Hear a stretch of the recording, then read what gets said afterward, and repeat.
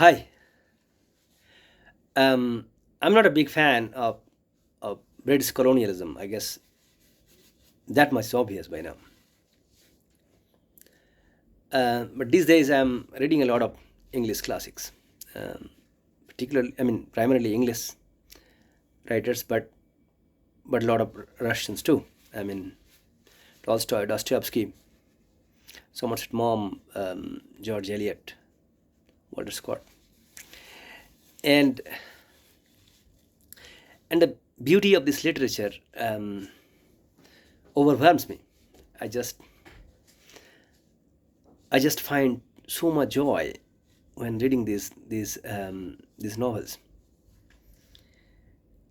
And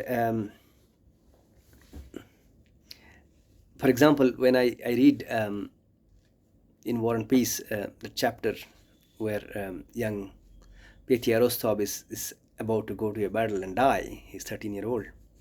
The night before, the thought process that's going in his head, the excitement and the description of the world around him is just so surreal. It just fills my heart with joy. And that's like everywhere. And and and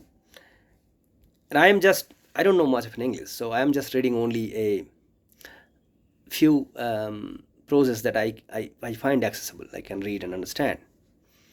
And a lot of the literature out there is inaccessible to me because I don't know that much of an English.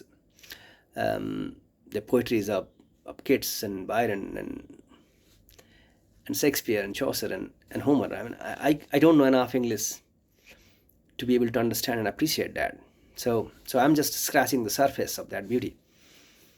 I'm staying behind the threshold of that land, of that beautiful vista that that is the land of the beautiful literature that is out there. But I can't access it because of my lack of understanding of English language. But that was not so when we were British colony. People learned reasonably good English, and they could understand and read and understand all that beautiful literature, right? So, see, if they thought that this is the greatest gift of British colony, you can't blame them.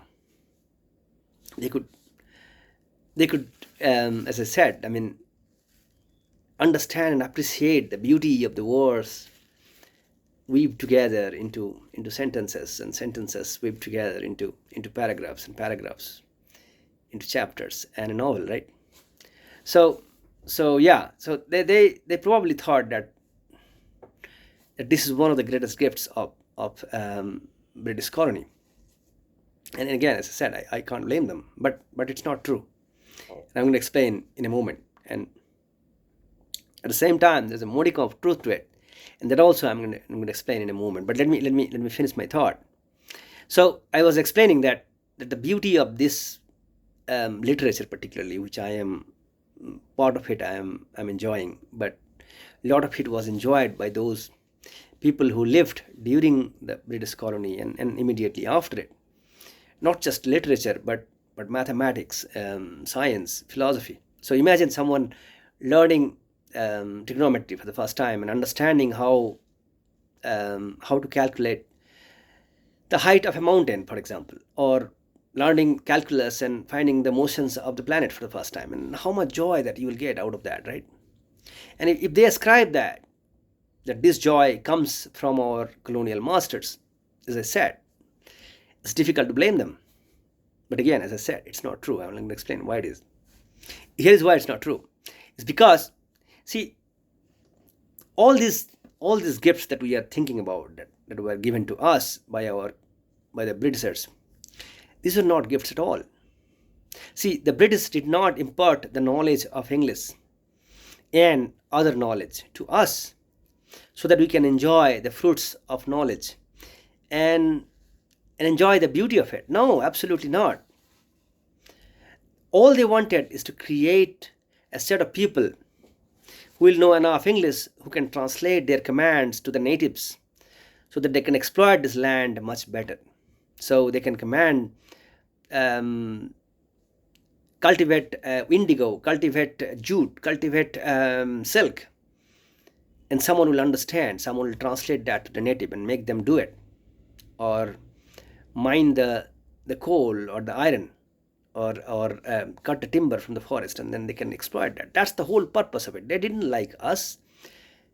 They didn't have any compassion, any love for these people. They only hated us. They just despised us. They had only contempt for the native people. That's all they had. So this idea of imparting knowledge to the native people is, as I said, it's not a gift. It's a shekel. It's a way of exploiting the land. That's the whole purpose of it. So that's why, if you think that this gift of knowledge was a gift from the colonial masters to us, it's incorrect. But I was saying that there's a modicum of truth to it, and that is true. And that is the saddest part of this entire episode. The reason being is the following: no matter what their intentions were, they at least did it. They build the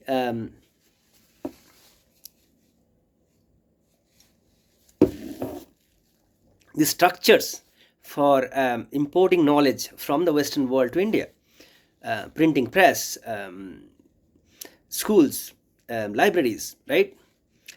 No matter how in small scale, I mean, the minuscule scale, I mean, that is almost mind-bogglingly minuscule, but at least they did it.